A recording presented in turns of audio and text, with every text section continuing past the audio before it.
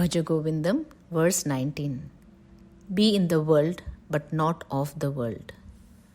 Yogarato Va Bhogarato Va Sangarato Va Sangavihinah Yasya Brahmani Ramate Cittam Nandati Nandatyeva Bhaja Govindam Bhaja Govindam Govindam Bhaja Mudhamate.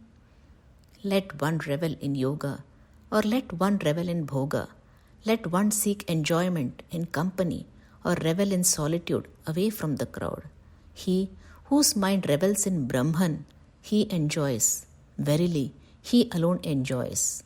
Seek Govinda, O foolish mind. Let's listen to a story based on this verse. An elderly guru and his young disciple were walking in the Himalayas back to their hermitage. It was a long way, and the roads were tough as the terrain was hilly. On their way to the hermitage, they had to cross a branch of river Ganga, which was flowing fast but less violently. There was a young maiden sitting close to the river, whose village was just across the river. Scared as she was to cross the river by herself, she approached the Guru to help her across the river. Sure, said the Guru, and lifted her up in his arms and carefully crossed the river. The young maiden went on her way after thanking the Guru for his timely help. The younger disciple couldn't accept this gesture by Guru, and soon his face wore a pensive look. They came to their hermitage after a couple of hours of difficult walk in the hills. Despite the tiredness of the journey, the younger disciple looked very perturbed. Sensing it, the Guru asked him what the matter was. The disciple said, Master, we have sworn not to touch a woman, but you carried her in your arms. You tell us not to think of women, but you touched her, complained the disciple. Guru said with a smile, I carried her across the river and left her on the other side, but you are still carrying her. In any lesson imparted by the Master, let us learn the message behind it rather than analyzing, confusing, and carrying wrong perception about it in our minds. There is an outer world and inner world. We focus on the outer world, but what impacts our lives are the inner world of thoughts and feelings. To change the inner world is most important. One can show outwardly that he is at peace, but can be miserable when the mind is not at peace. We do not live in the world. We live in our minds, and our minds are reliving in our past. So, our present is but an extension of our past.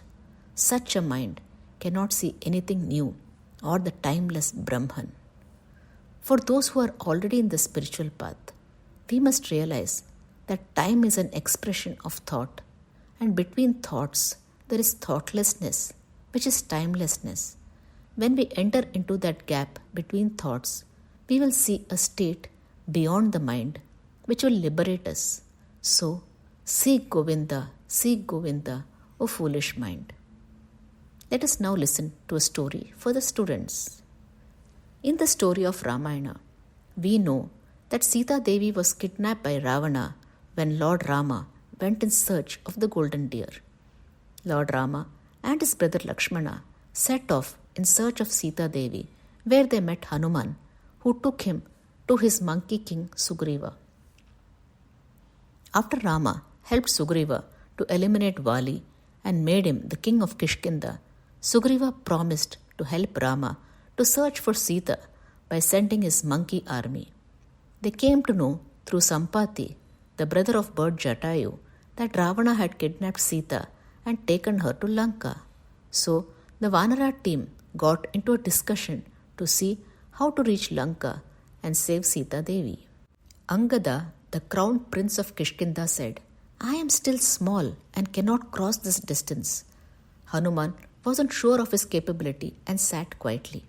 This is when Jambavan the bear and the wise old one of the army revealed to Hanuman the the secret about his strength.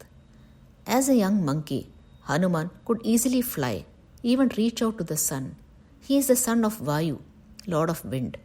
History says that Hanuman learnt all the Vedas directly from sun god. He was well learned and powerful even as a child. But he was also very naughty and proud of his strength. To put a stop to his mischievous behavior, he was cursed to forget all his strengths. But there was a reprieve.